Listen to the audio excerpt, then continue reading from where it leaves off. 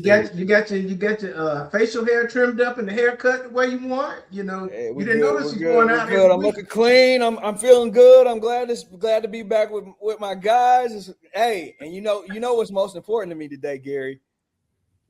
What Duke got beat in Coming the off girls' a Carolina loss, baby. There's no better day to see you in Lexington than after Carolina loses. No, here we go. All right, we're back for another episode of Talking Preps. It is basketball season. I got the crew back with me. I got Gary Richmond, Gary Wait with everybody. Y'all know Gary from football. He's the guy who finished second to me in the picks. Oh, you notice he reiterates that he beat me by one game. And then we got Randall Clark, the best trainer I know, back for another season. And we got the guru of North Carolina High School basketball, Rick Lewis, the number one voice. Rick, thanks for being with us. Thank you for having me. All right, here we go.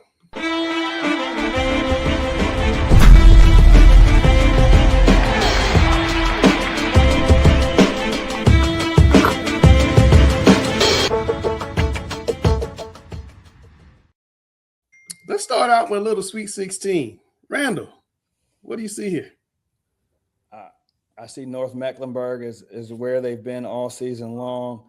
They are off to a very, very strong start, 11-1, and with a big matchup looming on Tuesday that I'm sure we're going to talk about. Excited. I like where we're at right now. I think Lake Norman's playing some great basketball. I love to see we got some of these county schools, Porter Ridge and Marvin Ridge. I think Queens Grant has got off to a really strong start. Yeah. North Lincoln has lost some games, but they play some really, really good competition. And I think that's the most important thing to me. When I look at this Sweet 16, a lot of these schools have just been beating up on each other.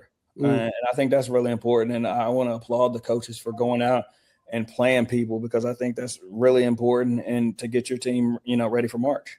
Yeah, I know they're number 2, but I know Lake Norman feels a little disrespected. They had not a lot of talk about the state champs. They lost to a really good Cherokee team, and they're right there again. Yeah, and I think it's hard to say that a number 2 team is under the radar, but I don't think a lot has been talked about them, and I think Coach Mack uses that. She feels a little disrespectful. I'm sure there's bulletin board material up there at the lake, but I think we've been doing this for a while, and I think this list is one of the better lists. Cannon is at 9. And I'm sure, when you look at the schedule they played some really tough competition. And they've had some injury bugs too, injury problems. Yeah, and they've been bitten by the injury bug. So, I think I like this. You look at Concord Academy and you're like, how do you have a team that's 12-7? And it was something that I fought with really before the break. But, we got to the break and they won some really big games and they beat some of these teams that are on here. And, even at 12-7, like I said, they've been playing a lot of people. And I think they deserve to be on this list. I think the team jumps out to me is that North Lincoln team. They've always kind of been in East Lincoln's shadow. I know they beat East Lincoln pretty good early in the year, and they moved from 15-7 in the current poll. And that North Lincoln team, they had a 3-game stretch where they played Alexander Central, and some of these other teams that are very good. And then all of a sudden, they got done with that 3-game stretch, and they have just been putting a beating on anybody and everybody who's in their way, including East Lincoln, like you mentioned. There you go. That's what I wanted to get to. Gary, I wanted to ask you about just the state of girls basketball. I'm noticing rosters are smaller than in recent years. A lot of teams don't have JV programs. What do you see as a former girls basketball coach? I see a decline in the sport. Now, what surprises me about it is the popularity of women's college basketball, as well as the WNBA is exploding.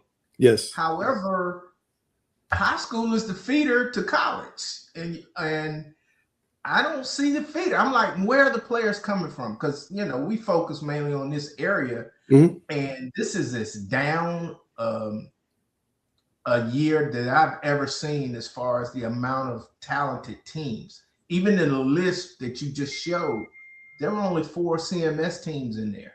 Yeah. And I can't remember when it was that few CMS. I remember there'd be 4 CMS teams in the regionals, much less ranked in the Sweet 16. Yeah, in the Sweet 16. So I'm like, okay, that that's what stood out to me, not the teams that were at the top, but just the fact of the lack of teams in CMS. And I think the state of it is it's rescinded 30 years. Wow. Almost.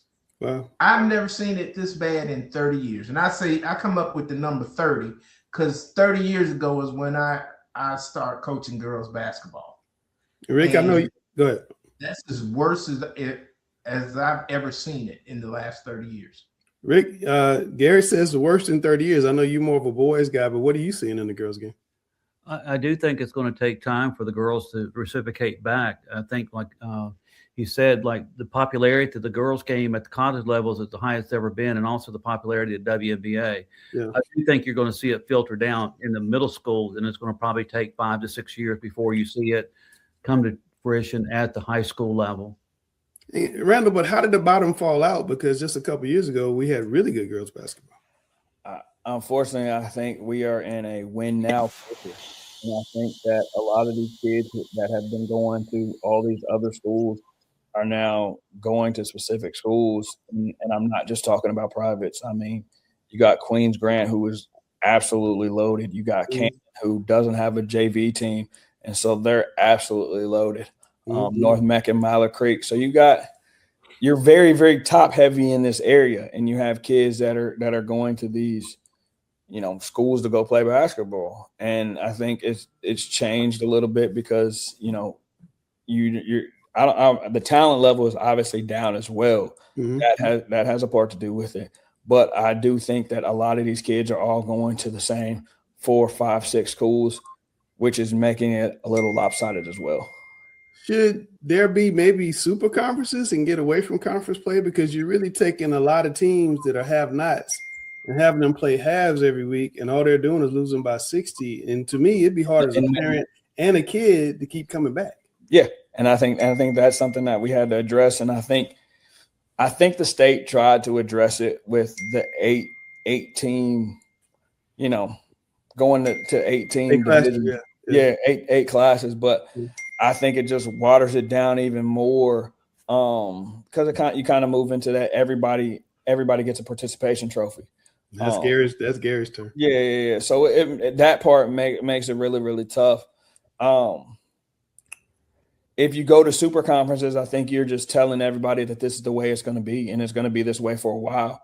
And so you kind of, it's not a bad idea. I just think it makes it hard on, how do we separate them at the end? Do you do a super pool and then you just place them in the state playoffs? Like it gets kind of tricky. Well, conference championships don't matter anymore now, right, Gary? It's like football. Yeah, the conference championships don't matter. But one of the things I've noticed being in a school almost every day is, sometimes when I don't have a class, I'll walk by the gym, talk to some of the coaches or whatever. And, I just peep in, and if they're playing basketball, you'll see 2 or 3 girls that are playing with the boys. Okay. And I'll go up to them and say, well, you on the basketball team? No, I don't play. Why not? I don't know. I don't want to play. I said, well, you're good enough to play. Have you ever played before? I played in middle school. So that transition from middle school to high school is where we're losing a lot of the girls. And like Randall said a few minutes ago, the win now syndrome.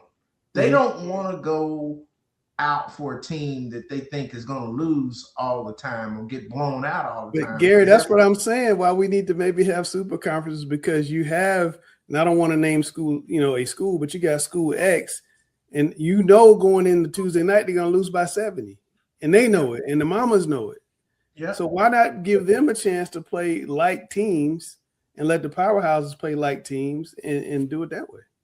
But playing devil's advocate on that, Langston, is if you do that, you're going to have everybody gravitate toward the super teams, and you will never fix the problem. I think the solution is, in a situation like that, you may not have to play as many conference games and allow those teams to play more tougher non-conference games. Okay.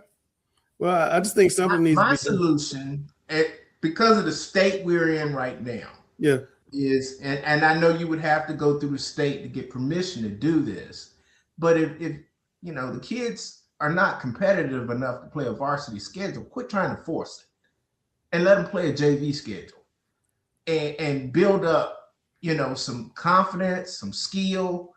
A lot of kids don't stick with it long enough to develop either of those things because they get so frustrated with the losing. Right. You know, and the teasing from the classmates. You know, I hear it all the time. How many did y'all get beat by last night? Yeah. Not did you win? How many did you get beat by last night? Or did y'all get double figures last night? Nobody wants to hear that kind of question, you know, from your peers on a nightly basis. And you know, it's almost like the same argument we used to have with Garinger football. It's like, why are they playing a varsity schedule? All you're doing is getting these kids beat up. Right. They're totally outmanned, and they get frustrated, and they come back out, you know, after getting beat like that the year before, and so they're always starting over. And then the coach is always starting over because the coaches get frustrated with this too. No, I mean, absolutely. Coach, you don't want to go out there and know you're going to get beat by 50 before the referee even throws the ball up. I mean, it's tough. Yeah. Well, I think that's a very real issue. That's something we'll probably be talking about throughout the rest of the year. But let's take a look at who Randall put on his midseason Observer All-Star team. These are some of the better players in the city. And who'd you pick as a player of the year, Randall? That's a good question. You don't remember? No, I thought it was going to be on here. I forgot, but tell me about this team while I look it up. Well, you know, Janiyah Boyd at Monroe has just been lighting it up. She averaging like 32 points a game out there, and has really made that program relevant.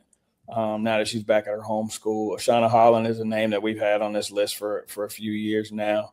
You know, she's been playing great. I put as Rick's favorite player. I can't believe I forgot. Lenise Joseph. I don't know. I'm so sorry. I'm sorry, Lenise, but I'm also sorry, Coach Rick. Randall, what happened? Yes, I'll get back to her. But Zamian Bynum has been great. Young guard out of Queens Grant. She's been playing excellent. Ashanti Taylor over at Porter Ridge, as most of you know, she can just fill it up. Rihanna Menard at Lake Norman, like we said, she's really been leading that team. So, you know, the first team is, you know, those kids are, you know, they're winning games, but also leading their teams. You know, so the first team is well represented. I really like the second team too. Kiara Anderson is a name we've had on here for a while. She leads that Mallard Creek team that, you know, they've hit a rough patch, but you know, Tuesday night they can turn it all around. Justice Alexander, the leader of that Concord Academy team, averaging about 15 points. Allie Smith can really light it up in North Lincoln. Miley Malcolm has been really good with Ashanti Taylor now that she's back at Porter Ridge.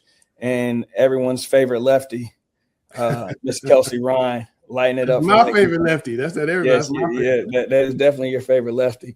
And my player of the year, Miss Lenise Joseph, the walking double-double up in North Mech. She's been playing excellent basketball and an excellent young lady, and it's truly been a joy to watch her play. Yeah, I think you know, she's looking like maybe the best player in North Tech since Andre Extension, which is pretty impressive. All right, Rick, let's flip it over to the boys' Sweet 16. Well, first of all, I want to commend Concord Academy, Davidson Day, and Providence Day. They played the toughest schedule of any team in the state, 1, 2, and 3, especially with Concord Academy, I think playing the second, and they maintained that number one ranking. They lost to Greensboro Day by 1 at Greensboro Day. Of course, they're nationally ranked. And then, of course, you know, Greensboro Day loses to Gaston Day. So you're going to see a lot of that at the private school level. Yeah. The thing that you'll see in the rankings, I think the Sweet 16 this year, I think you're going to see about 8 teams that will solidify themselves throughout the course of the season. And then you're going to have the other 8 teams just fluctuate in and out because of the parity that you're going to see at the conference level. The surprise team for me this year is Marvin Ridge. Marvin Ridge lost 2 of their top 3 seniors last year as far as scoring, and they have done a tremendous job. Pat McCarthy had a great weekend at the Mike Cheminsky. They beat some really good teams there. They're 11-2. I think they're one of the surprise teams, especially I think at the 8A. The other team that really has surprised me too, to some degree, is Hunter Huss. Yes. Hunter Huss is, I think, in the 5A division, and they picked up a very quality win over Myers Park at the Mike Cheminsky, and they have one of the better players in the state in Jaleel Smith. Outside of that, you're looking at, you go down from Aldrich Hill is another team that's sort of a surprise team. They had Brett Friedman last year that averaged like 24 points a game, and they lost their third leading scorer. So they didn't return a lot, and they're back in the Sweet 16. So Mike Kraft won 9 in a row, Rick, 9 in a row. I saw them this weekend, and they've done a tremendous job. They're 11-2. So I think those are the big storylines. And then outside of that, you're going to see, especially in the conference with the MECs, 7A, 8A, with North MEC, Chambers, Butler, Independence, and Chambers. And those teams, they're just going to beat up on each other during the course of the season. Absolutely. Randall and Gary, North MEC and West Charlotte and Queens Grant, I think they may have one senior between them. Bunch of sophomores, bunch of juniors. They're in the top 5 in the Sweet 16. The future looks bright. I mean, you got the best. You got the best coach in the area, and Joe Badgett. His team. He's always going to have his team. The area or the state? Either one, area or state. I'll put him. I'll put it on the state too. I don't have a problem putting it on there, putting that stamp on him. He'll be all right. They're a really young basketball team, and I think they've grown tremendously from last year to this year. They're playing really good basketball right now. Obviously, he's one of those guys where, like I said earlier on the girls' side, he's going to play anybody, anywhere. And I think that's why his teams are always battle tested and they make these deep playoff runs. They won 13 in a row. In West Charlotte, kind of, similar story. They only lost to Queens Grant and Oak Hill. They've kind of come along. They got Kahari Coleman. But basketball is always better in Charlotte when West Charlotte is playing well. But I want to preface another thing about Queens Grant. They did lose early, and that's when they had Chase Smith. He was sidelined with an injury. Yes. So they're playing extremely well. And the game they played against West Charlotte, and I think you were there, Langston, just shows you the amount of young talent, especially in that 2028 class. Between West Charlotte and Queens Grant, the future looks really, really good. Yeah, there was a dunk in that game. I mean, this kid, it's like, his hands were over the top of the white square. I mean, it was crazy. I mean, Queens Grant is athletic. They're really good. And I think that, if they can keep that team together, I know we were saying this about Chambers a year ago, and Chambers lost their best 2 players, but they keep that team together. Queens Grant and West Charlotte could make legit cases for top 25 rankings in the next 2 years. They're really, really good. And Gary, your alma mater, North MEC, they dropped 2 with the classic Tennessee High School over the Christmas break, but they look like they're right there, ready to make a run and maybe a 3rd straight state championship. I think they'll be in the talk when we get to March. Mm-hmm. They'll be playing that final weekend. I think Dwayne likes to go out of state during the holidays to see how his team will handle adversity and who can handle adversity. Right. Things that he doesn't get a lot in the local area. So, I think he wants to put his players in a situation where they're unfamiliar with so that they know how to adjust later in the year. Because I hear that, but I will also challenge Dwayne if he wanted to put his team in some adversity, he can get that Mike Cheminsky tournament because that was some high level hoops. That kind of gave me that feeling of the Bojangles shootout that one game. I think Dwayne is a little old school in that he thinks nobody can see him if he's not around. But I'm just saying hey, Derek, you are 100% right when you say that. That's the best. That's the best way to put it. Yeah. No, but nobody can see what he has if he goes away. But with technology today, everybody you can see everything. And I saw the games in Tennessee. There was nobody in the stands. Gary, there was nobody in the stands in Tennessee. At Marvin Ridge the other week, it was packed, loud. I'm telling you, it gave me that first time I've had that feeling of Bojangles shootout, when the Bojangles shootout was the tournament in the state and one of the best in the country, like the John Wall is now. That's what the Bojangles shootout was See, then. And it had that feel. Dwayne still has that mentality when we both came into coaching. Yeah. When the playoffs came, you went to your coaching manual. We got a state coach's manual with every coach's phone number in it. And you have to look up who you were playing and then who they may have played. And then you had to get on the phone and call coaches and say, can I get this tape from you?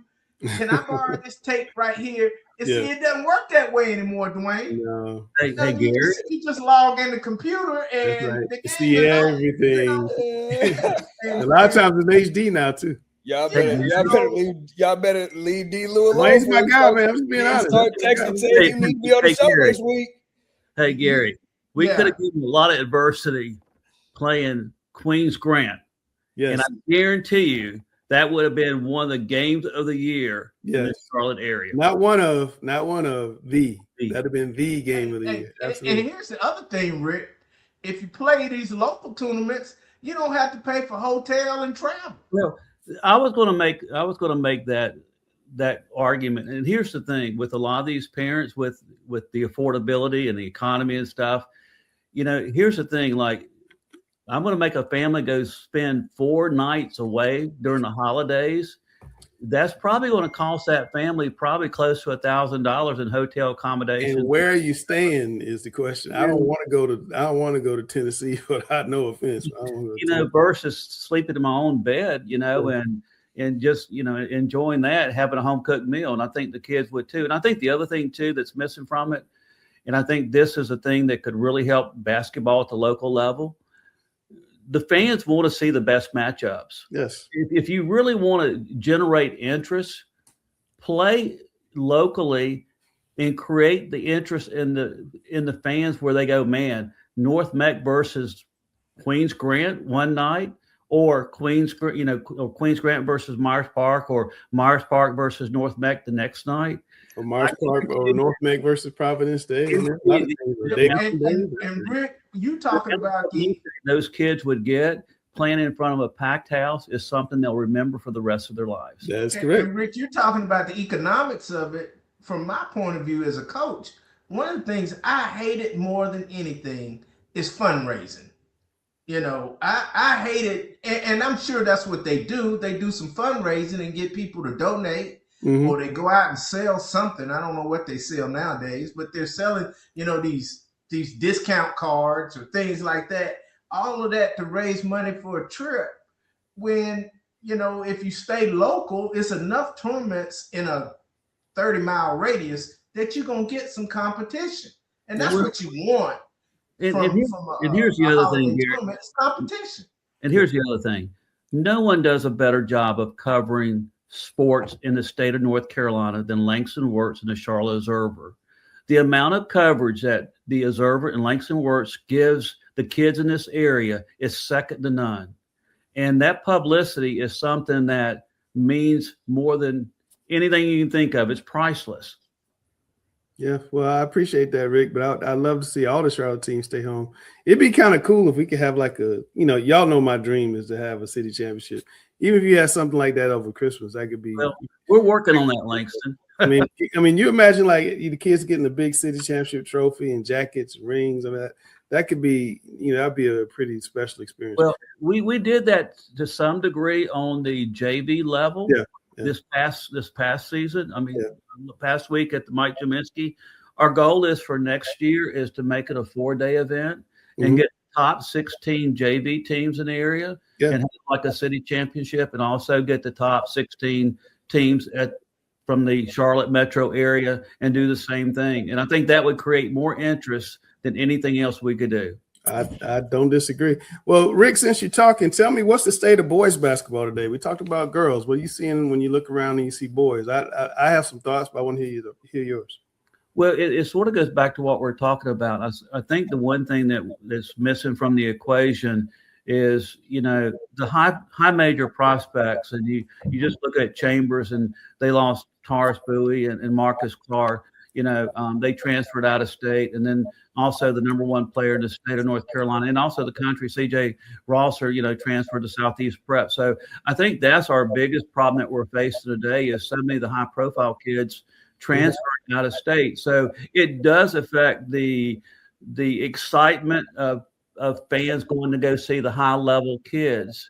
And I think that's a situation where, whether it's the John Wall does a very good job, they attract a lot of them. It's always been a great event, but that's what people want to see. And if we could sort of emulate that and do something like that in Charlotte, and use that as a focus point, like, why do you have to go out of state when you can get the same amount of exposure as you can locally? Now, in the case with some of these kids, I know they're going to get the NIL money, and that might be a reason why they do. And they say, okay, I'm going to play against tougher competition. But a lot of these kids got where they were before they transferred. I mean, you look at, even at Chambers, you look at the situation there. Those kids made the NBA top 100 camp while they were at Chambers. Right. So I think, if we sort of change the thought process, we could make it a little bit easier as far as get the excitement back at the local level. And I think that's probably the biggest thing that we're missing.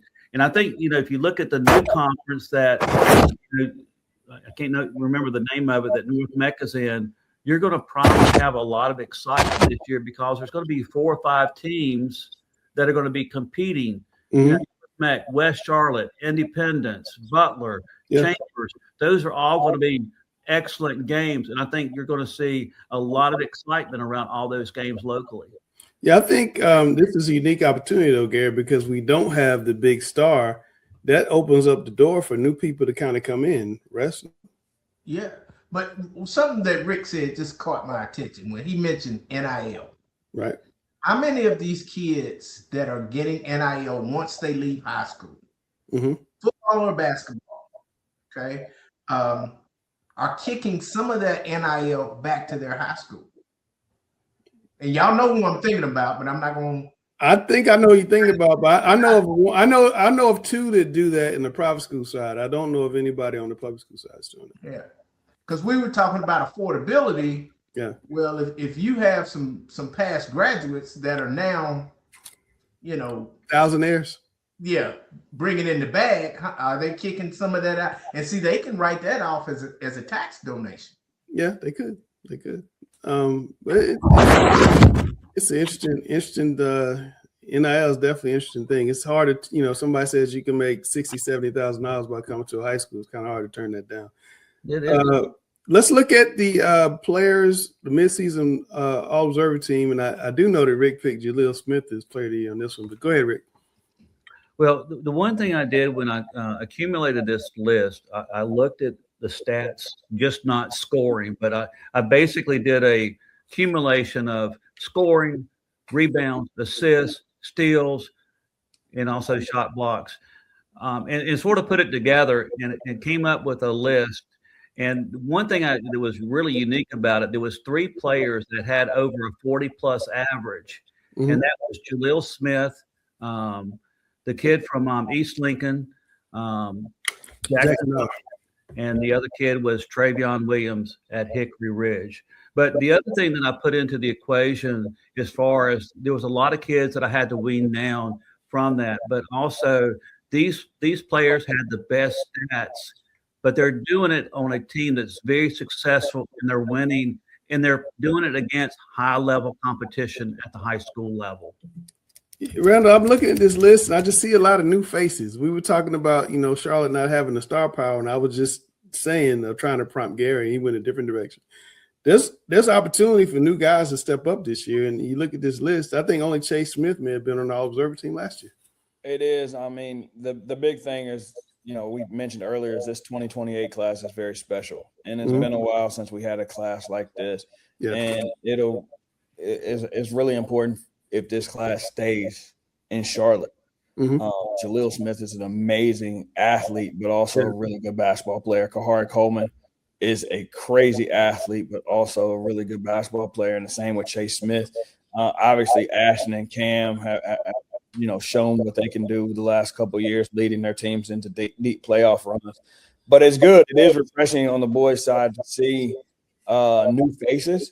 But Coach mentioned earlier, it's important that they stay here and don't end up leaving for the IMGs or Spires. Well, that's going to be hard to see if they start throwing the dollars out. That's a hard decision. All right, and here's the other thing, Langston. All right, go ahead. You just look at the top three that's on that list. They're all sophomores. Yes. Jaleel, Kahari, and Chase. Yeah. Those three players have an opportunity to win a state championship for the next 3 years. And they could be a household name in the state of North Carolina. You know, my wish is I hope they all three stay here. I think it would be great for the state of North Carolina in basketball in general. And I just want to mention one thing. You just mentioned something about Jaleel Smith. Okay. He's been one I sort of mentored a little bit, you know, as far as, you know, being more mature on the court. He's come a long way. I love the young man. I was looking at his stats, and there's not many people in the state of North Carolina that's averaging 29 points a game, averaging right at 7 rebounds, 5 assists, 6 steals a game, and a half a block a game. This young man is, when they went up against Gaston Christian, and Gaston Christian is really good. They're one of the only North Carolina teams to beat Greensboro Day. Yeah. They had Gaston Christian by 20 points. And you could just see how competitive he was as a young man. And he's one of the most competitive young men that I've seen. And that's why I picked him as the MVP so far, Player of the Year out of this list. Yeah, I mean, that's a very impressive list. And, you know, again, to your point, if these guys stay around, it could be something special. Let's look at the games of the week. Let's start on the girls' side, Randall. We'll come back to that North Mallard Creek game last, but Porter Ridge has a big week because they're playing the number 2 and number 3 teams in their conference. Porter Ridge Tuesday night. That's going to be a very interesting game, as we talked about earlier. You know, they got to go on the road this week. We talked about Miley Malcolm, Marvin Ridge is not an easy place to play. But Marvin Ridge is also very, very good. You know, they're led by Kate Schindler, who's going to Richmond. Sophie Fritz is back there. And Marvin is just playing really, really good basketball right now. So that makes Tuesday night very interesting. I would have loved to be in the game, but, I mean, I think everybody knows where me and Coach Richmond are going to be Tuesday night. All right, Gary, I know the Mallard Creek people want to hear from you. Let's go. Mallard Creek and North Mac. It's the rivalry. Well, first of all, let me say this about Mallard Creek. Say something nice. Really gone out. They've really gone out and upgraded their schedule. They've had a tough preseason schedule. Yes. So, you know, they didn't win them all. They won some, but they challenged themselves. Yes. And, you know, that's always been my major criticism with them is they didn't play a tough schedule. You knew they weren't going to have a tough schedule in conference other than North Mac. And so when they ran into adversity in the playoffs, they really weren't prepared for it because they hadn't experienced it. Right. I think they have challenged themselves. They played a very tough preseason schedule. Now, have they learned from it? I would think so, because most of those kids have been there for 3 years at least. And the coach has been there. I think this is our 4th year. Mm-hmm. So, you know, they've grown together, and now we're going to get to see you know, did that tough schedule prepare them for well, they've always been prepared for North Mac. I'm not going to say prepare them for North Mac. Well, they've had the better of this rivalry. Especially as late. Yeah. So from the North Mac point of view, it's time for them to get over the hump. You know, the hump has been Lake Norman for both of these teams. Yeah, and they were upset by Mallard Creek, and Mallard Creek didn't have 2 or 3 starters the last time they played, and Mallard Creek still beat them.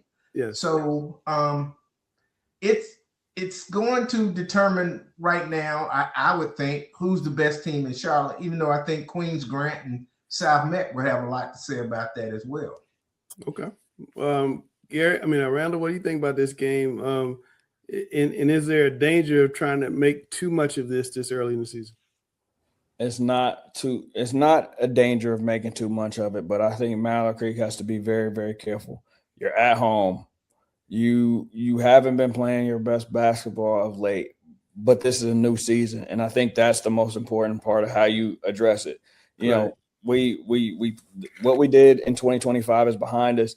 Now we're in 2026. This is a new season. We start conference play. We get our biggest rivals right out the gate to start the new year. Like, this is a really, really important game for Mallard Creek just to get things headed in the direction that you want them to go into to March. And, I'm expecting it to be a really good environment. I think it's going to be a lot of fun.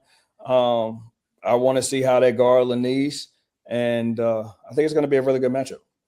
I think it will be too. I think, you probably allow Lanice to get hers to take everybody else away, but that's my theory. But, I don't know. We'll see. Rick. Well, I think it comes down to the others. I think, Lanice is going to get hers. That's what I'm saying. And Anderson is going to get hers. And it comes down to the others. Who's the 2 and 3 threats for both teams? Do they step up and alleviate some of the attention that the two best players are going to get? And also, how do they handle a big crowd? Because I guarantee you this will be one of the biggest crowds, if not the biggest crowd they're going to play in front of at least to date. And that's when things get interesting, because you know how it is. Sometimes those lights come on. And everybody wants to be Michael. Nobody wants to be Tito. That's a very good way to put it. Rick, on the boys' side, Berry High School has not had a winning season in 6 years. They are tied for first place with Harding and Hickory Ridge. This new conference, I think, is going to pay dividends for Berry and Harding and Olympic, in fact. But what do you think about this game with Hickory Ridge? Travian Williams, you had on your All-Observer team. Well, Hickory Ridge is 8-4. They've had some tough losses. They've had a very difficult schedule, and they've been in and out of the Sweet 16. Yeah. Berry, as you well know, took West Charlotte to overtime earlier in the season. So in the zone. So, that's a situation where I think it's really a must-win for Hickory Ridge, because I think the expectations were higher. They were preseason Sweet 16, and I think that's the game that they really need to win on the road. Yeah, and Berry plays Harding on Friday, so it's a big week for Berry. They're playing the two teams that tied with for first place. And then we got Independence of West Charlotte. Rick, you mentioned that MEC Power 6 conference. This is one of those games where, two heavyweights going at it right out the gate. Well, we all know that Preston Davis is coming out in a 3-2 zone. That's me. And West Charlotte does not like zone. West Charlotte does not like zone. I think that you're going to see a lot of, back screen action and some lobs, diagonal lobs for alley-oops for West Charlotte. But the key there is, can West Charlotte develop a perimeter game? I think that's been their Achilles heel so far. And if they can knock down some shots, I think that will be the key for them. I think they have the ability to it, but when you have the lineup with, Jakari Coleman, and then you have Chomac Womack, and those guys like AC Preston too. AC Preston, nice. And he's probably their X factor for them. Yeah, he's good. I like him. Lefty, my favorite male lefty. Great mid-range. I think for them I think they can shoot the three. It's just that they don't feel comfortable. They just like going downhill. And it's just going to be a situation for them that they got to learn to develop that particular offensive repertoire for them to be successful and make that deep playoff run. But, Independence will come out and play them zone. Yeah, I'm not a coach anymore, but when I was coaching, I won 96% of my games. If it was me, I would turn Kahari Coleman loose, give him the ball, go do your thing, young fella. That if it was me. Got to stay out of foul trouble to do that, though. This is true, but I think he's just a special talent. His ability to pass the ball just really kind of blew my mind when I saw him last week.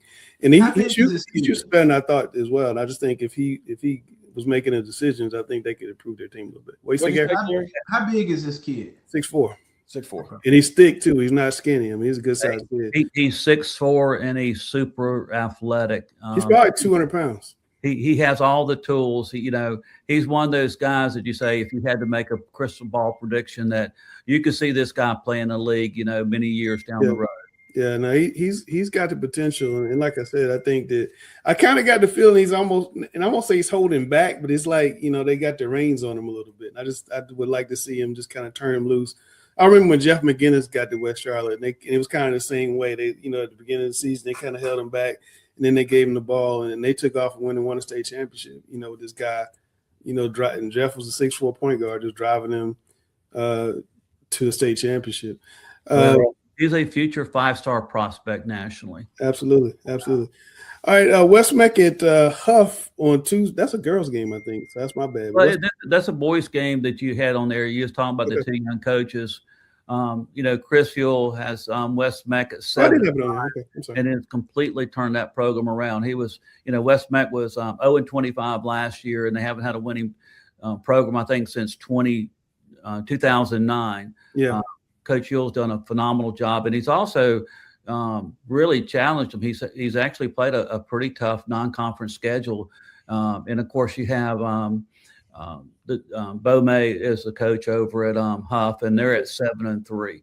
Yeah. So that should be a very good game. Battle of the young coaches. I was impressed with West Mac. I saw him play East Mac at the Jaminski last week, and they're very athletic, very well coached. Handled the zone and the man, and kind of stayed together. East Mac was just a little too big for him, but I think they played very, very well. I think East Mac, by the way, is going to be a dangerous team down the road. North Mac Butler on Friday. Gary, is you got Dwayne going to play a really good Butler team. Butler was unbeaten for a long time. I think it was 8 or 9-0. This is going to be a big game, and Butler's gym should be rocking. Yeah, it's going to be their welcome to the West Side basketball. We've for the longest we had West Charlotte, North Mac and Chambers, and now Butler's going to get to experience what that's like, on a weekly basis. Because that's what it used to be on a weekly, not in, every night, Tuesday, Friday was a war. And so now they have joined the war. Randall, what do you think about that game? I think that's going to be a fun one. I have a feeling Dwayne is going to welcome Butler back into this fold with open arms. I definitely think Butler's going to be ready, but North Mac, these are the kind of games that they live for. But Butler has a really exciting young guard. I think he's gonna have a good game. I think that gym will be packed, and I think North Mac has an edge going in, but would not surprise me because North Mac is not they're not as physically imposing as they've been in previous years. They still play that great defense, but I think if this was every year you're going to try to get Dwayne, it's particularly early, this might be it before they kind of really get rolling. As his teams tend to always get better as we get into February. He has that magic thing he does to get them ready. And when you won 3 state championships in 5 years, I think he knows what he's doing. I think the key there for Butler is control tempo and limit turnovers. Yep. Yes, but that's going to be hard to do when North School. Yeah, it's hard when DJ Lindsey's picking you up 94 feet. Yeah, they're gonna press and trap and really try to speed you up, and they're really good at it. And very good. That's what makes North Mac so good is that defense they play. And Randall, you asked me to add this Marvin Ridge and Catholic game on Friday. What you got? Both teams are 11-2. Like Coach Rick said earlier, I think Patrick McCarthy has done a fabulous job with Marvin Ridge, and Mac Habernick, and Matt Rivlin have both been really, really good for them. I think this Marvin Ridge team shoots it well. They're playing well. And then obviously we know what Coach King does over at Catholic. Jack Siegel has been playing great for them. And I think this is going to be a really, really interesting matchup. We don't talk about Union County basketball a lot. And I do think that this year, we get some better matchups. And so this is a game that I'm probably going to be at on Friday night. Well, that will be the biggest crowd on Friday night, I guarantee you. That crowd, that'll be overflowing at Catholic on Friday night. That'll be absolutely crazy. Well, now it's time for my favorite part of the show. We're kind of moving along. Gary, I'm so used to football. I know football. We just be getting started. We just kidding. Rick and Randall have no idea what I'm talking about. This time for Coach versus Coach. I got the old theme music, but I'm gonna play it anyway.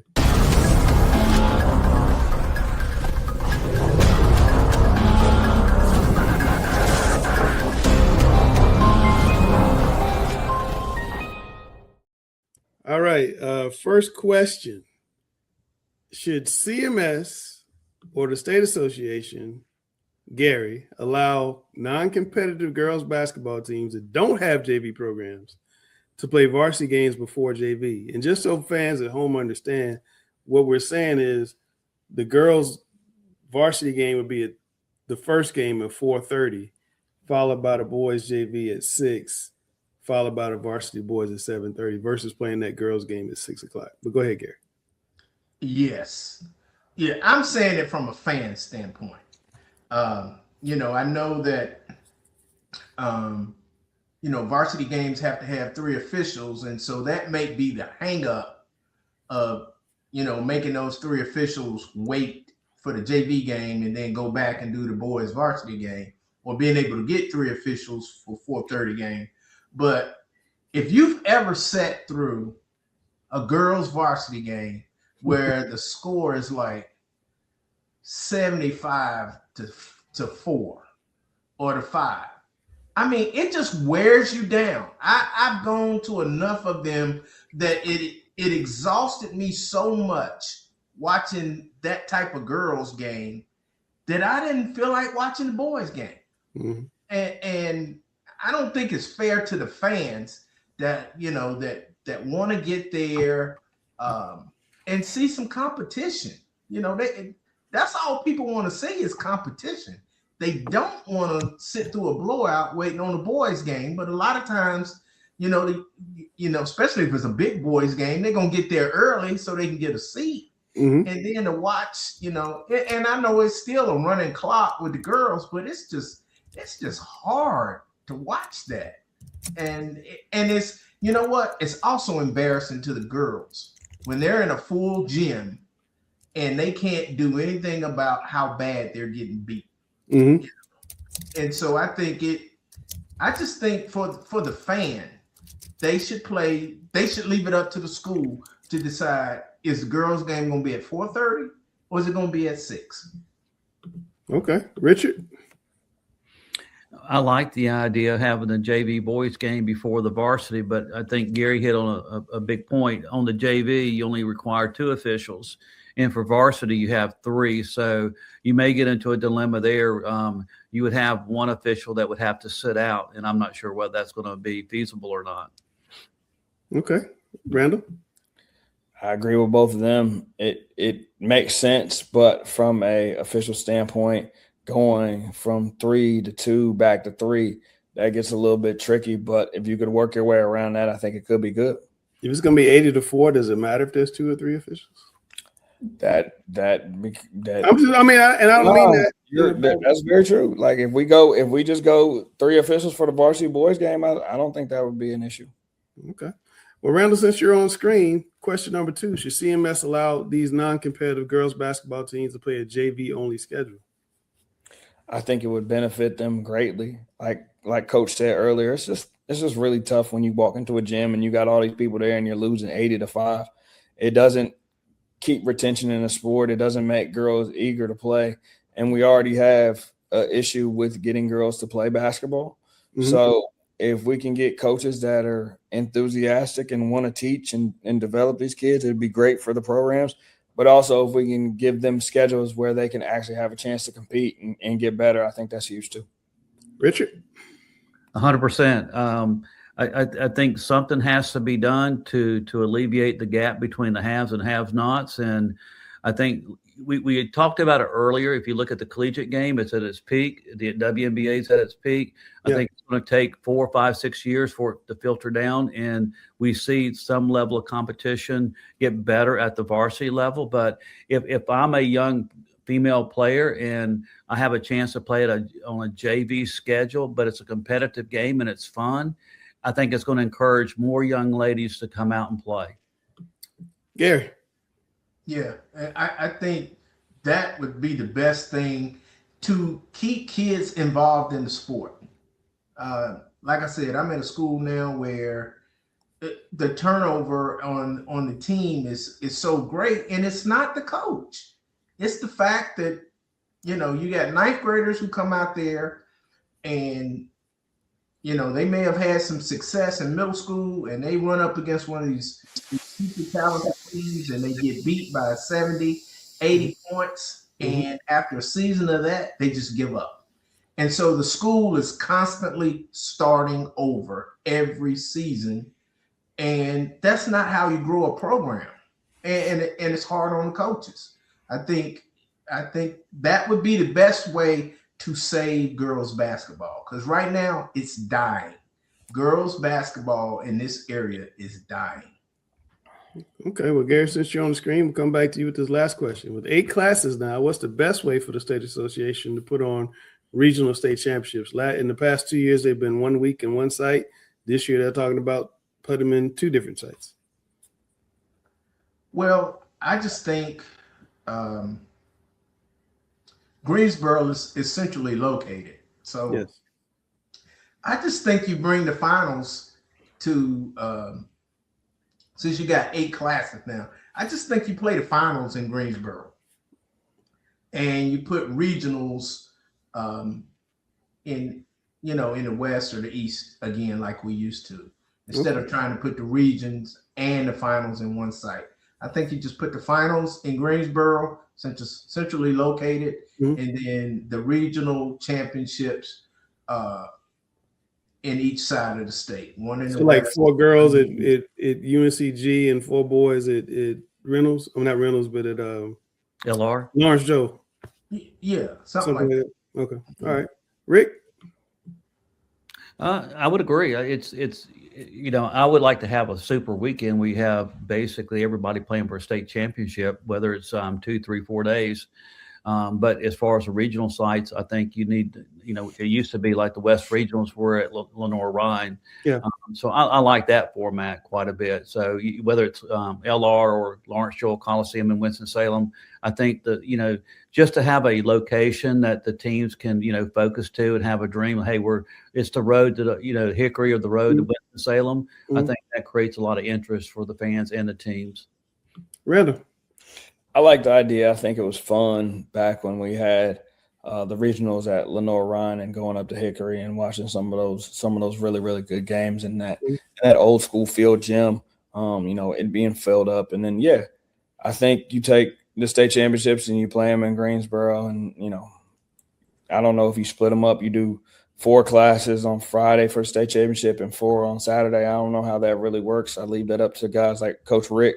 When it comes to organizing events, but I do think that would be a cool way to do it, just so everybody does know where they're going.